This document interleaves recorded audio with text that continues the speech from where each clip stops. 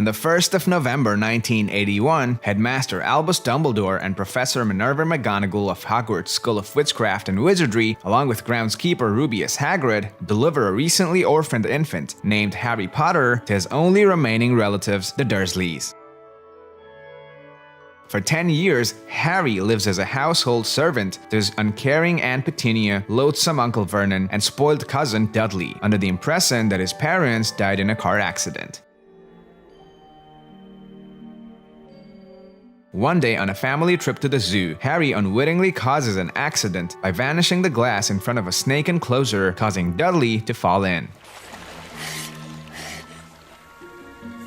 After that event, Harry begins receiving unprompted letters addressed to him in the cupboard under the stairs, which is where he sleeps. But the Dursleys never allow him to read its contents. Mine! Yours! They'll be writing to you.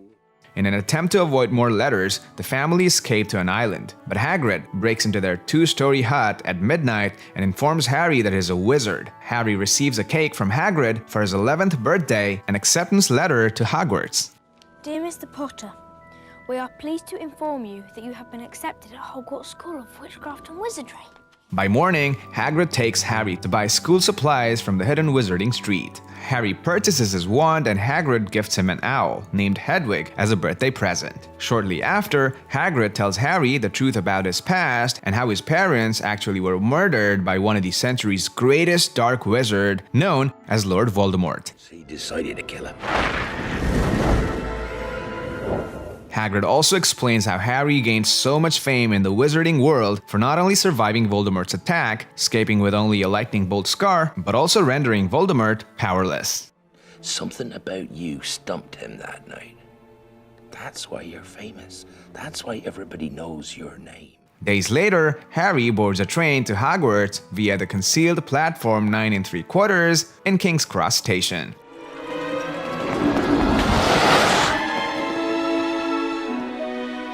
Aboard the train, Harry meets Ron Weasley, a boy from a large but poor pure-blood wizarding family, and Hermione Granger, a witch born to Muggle and non-magical parents who would both become Harry's lifelong best buddies. Oculus Reparo. Upon arrival to the Hogwarts, all students are sorted into one of 4 houses: Gryffindor, Hufflepuff, Ravenclaw, or Slytherin. Harry, Ron, and Hermione all end up in Gryffindor, and Harry ends up making an enemy out of Draco Malfoy from Slytherin. I think I can tell the wrong sort for myself, thanks. Harry begins learning wizardry and discovers more about his past and his parents. His prowess in flying on a broomstick makes him a star of Gryffindor's Quidditch team as a Seeker, a position in the game rarely given to first-year students.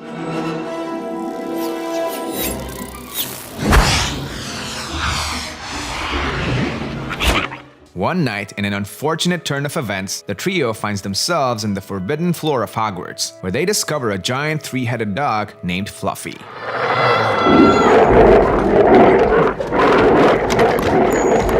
Later on, at Harry's first Quidditch match, his broom becomes possessed, nearly knocking him off. Hermione sees Snape staring at Harry and mouthing words, making her believe he is the one behind it. She causes fire to Snape's robes and distracts him in an attempt to save Harry, which works.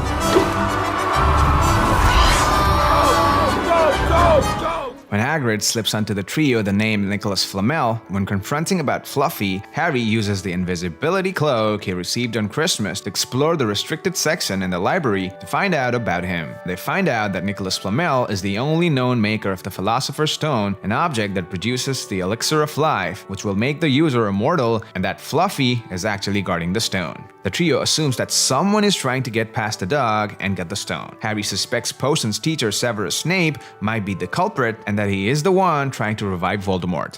Once again, Hagrid accidentally tells the children that the dog falls asleep when listening to music, but when they decide to find the stone before Snape, they find an already asleep Fluffy. After bypassing the dog, they face a series of obstacles, surviving a deadly plant known as Devil's Snare, flying past a room full of hundreds of flying keys, and winning a violent, life-sized chess match.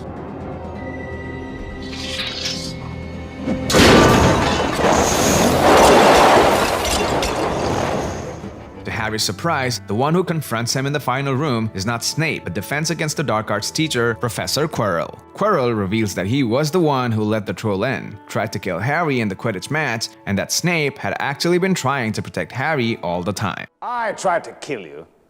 And trust me, if Snape's cloak hadn't caught fire and broken my eye contact, I would have succeeded. Quirrell removes his turban and reveals a weakened Voldemort to be living on the back of his head. Harry Potter. Thanks to Dumbledore, Harry finds the Philosopher's Stone in his pocket, and Voldemort tries to convince Harry to give it to him by pledging him to bring his parents back from the dead. Harry refuses, and Quirrell tries to kill him, but Harry's touch turns him into dust and he dies.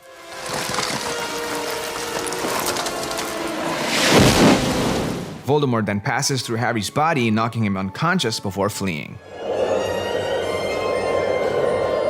When Harry wakes up, he finds himself at the school's hospital wing. Professor Dumbledore explains that the stone has been destroyed and that Hermione and Ron are safe. Quirrell turned to dust at Harry's touch because Harry's mother Lily had put a love-based protection on him against Voldemort. At the end of the year feast, the house's points are tallied and extra points are awarded, causing Gryffindor to win the House Cup.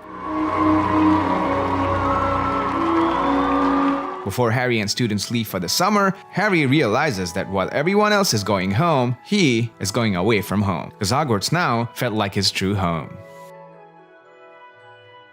Thank you so much for watching. For more videos like this, subscribe to Nolo Facts. See you guys in the next one.